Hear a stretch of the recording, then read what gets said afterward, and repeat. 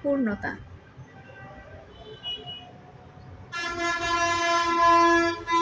Barishal two Dhaka Rupatali থেকে Greenland বাস ছেড়ে যাচ্ছে সকাল ৮টায়। পাশাপাশি দুজন যাত্রী রবি এবং জয়। জয়: আমি কুয়াকাটা থেকে এসেছি, কাছাকাছি ভালো রেস্তোরাঁ আছে? রবি: কুয়াকাটা কথা শুনে মনে পড়ে যায় রবি: একটি কাছাকাছি নাম, ভালো অনন্যা। রেস্তোরাঁ নেই, তবে সামনে সুপার শপ আছে। জয় বাস থেকে নেমে খাবার এবং পানি নিয়ে আসে। রবি: কুয়াকাটা কোথায় বাড়ি? জয়: বার্মিজ মার্কেটের পাশে। রবি: অনন্যাদের কে চেনেন? জয়: হ্যাঁ। রবি: কেমন আছে? জয়: আপনি কিছু জানেন না? রবি মাথা নেড়ে না সম্বোধন করে। জয়: ডিভোর্স হয়েছে।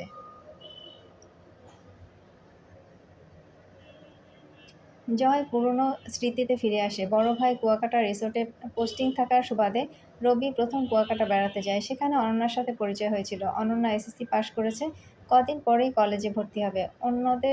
অনন্যা হতদরিদ্র পরিবারের সন্তান হলেও ফুপু সম্পদশালী। চিঠি দিয়েছে, ঢাকা পাঠিয়ে দিতে বলেছে।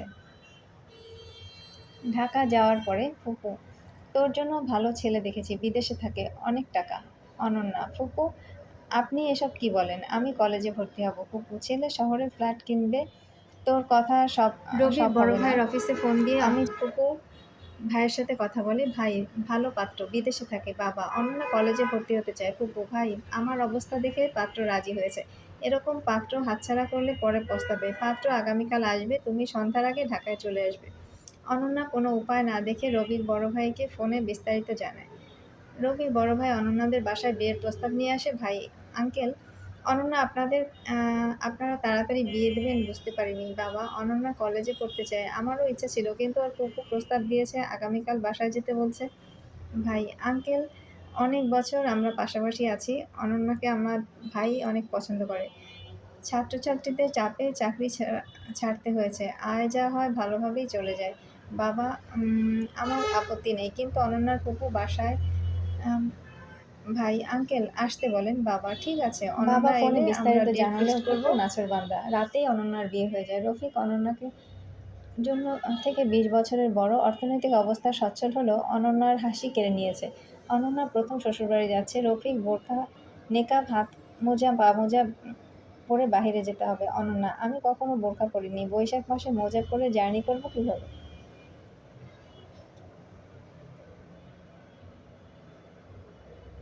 রফিক রেগে যায়। ফুপু ওপাশ থেকে সব শুনে। ফুপু: বোরকা পরা কি খারাপ? অনন্যা: ফুপু, আপনার কাছে এখন সবকিছুই ভালো লাগবে। সূর্য মাথার উপর, প্রচণ্ড গরমের মধ্যে অনন্যা জান বেরিয়ে যাচ্ছে। নেকাব খোলার সাথে সাথে রফিক অনন্যাকে চড় মারে। রফিক রেগে যায়। ফুপু ওপাশ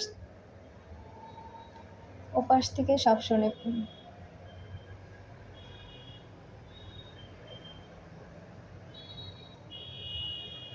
অনন্যা অপমান বোধ করে। বাসের সবাই চুপ হয়ে যায়।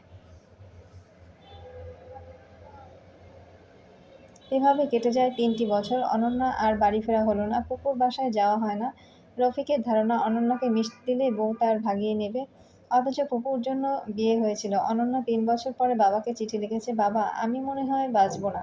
বাবা চিঠির উত্তর দিয়েছেন, এর মানে এই না যে আমার মেয়ে আমার কাছে আমার সাথে থাকতে পারবে না। তুমি চিঠি পাওয়া মাত্র বাসে উঠে বাড়ি চলে আসবে, বাবা তোমার অপেক্ষায় আছে। অনন্যা এক মুহূর্ত নষ্ট করেনি। বাস স্ট্যান্ডে বাবা দাঁড়িয়ে আছে, ভাবছে সব শেষ হয়ে গেছে। না, এখান থেকেই শুরু। ৩ বছর আগে কলেজে পড়ার স্বপ্ন অপূর্ণ থেকে যায়। এখন অনন্যা প্রতিদিনই ক্লাস করে।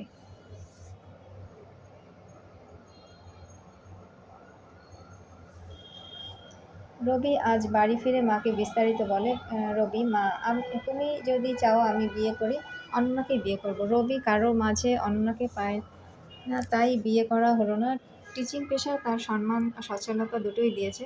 বাড়ির পাশে এক টুকরো জমি কিনেছে। কলেজের সাথে ফটোকপির ব্যবসা ভালোই চলে। রবির বড় ভাই কুয়াকাটা থেকে বদলি হয়ে যাওয়ার পরে এই প্রথম কুয়াকাটা যাত্রা, সাথে মা যাচ্ছে। বাবা: তোমরা সেই অনন্যাকে গেলে আমাদের বাড়ির একবারও সবাই এলে না। পছন্দ করে। মা, ভাই: আঙ্কেল, এই আমার জন্য চলে ছোট এসেছি। ছেলে অনন্যাকে অনেক পছন্দ করে।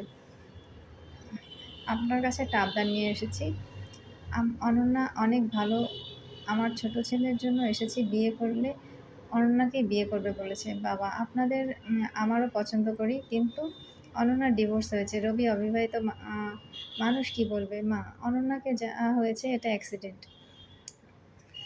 বিয়েতে আমার ছেলে মেয়েরা ছাড়া দু একজন আত্মীয় স্বজন আসবে, না আপনারা না বললে তারা জানবে কিভাবে? আর আপনারা ব্যাপারটা ভুলে যান, আমার ছেলের সামনে বললে কষ্ট পাবে। উভয় পক্ষ একমত হয়েছে বিয়ের আগে রফিক এলাকার নেতা জামালের সাথে দেখা করে।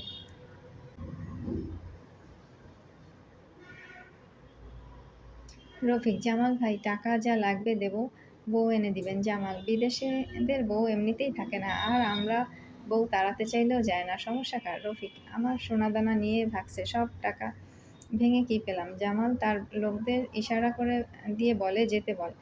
বাকি ব্যক্তি: আপনি যান ভাই, আপনার কাজ নিচে,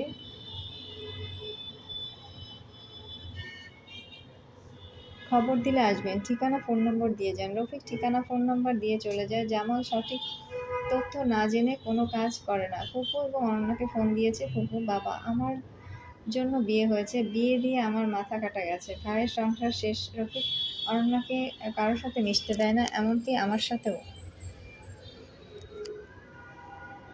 না। তার অবস্থা ধর মার কাঠ।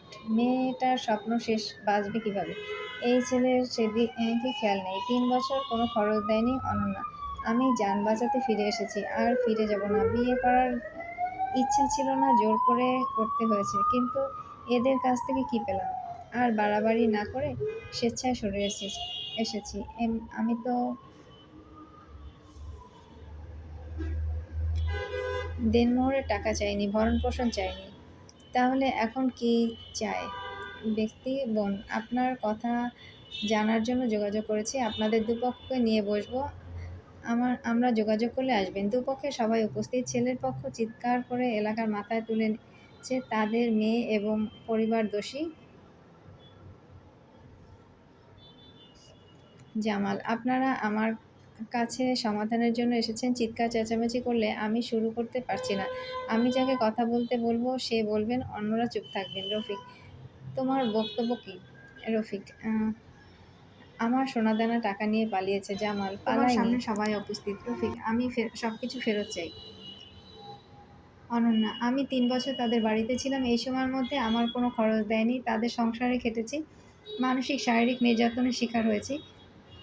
পারিবারিকভাবে বিয়ে, তারপরও পরিবারের সাথে দেখা করতে পারিনি। আমাকে এক সেট গয়না দিয়েছিল, নিয়ে এসেছি। কলেজে পড়তে চেয়েছিলাম, দেয়নি।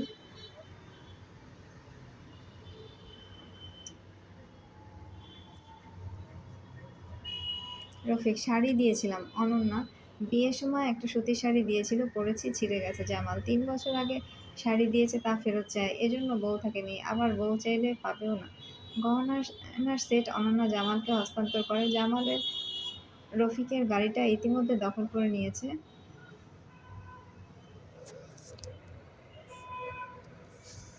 প্রায় 2 বছর পরে রোগী অনন্যার জীবনে নতুন সদস্য এসেছে। নতুন অতিথিকে পেয়ে তাদের পরিবার পূর্ণতা পেয়েছে।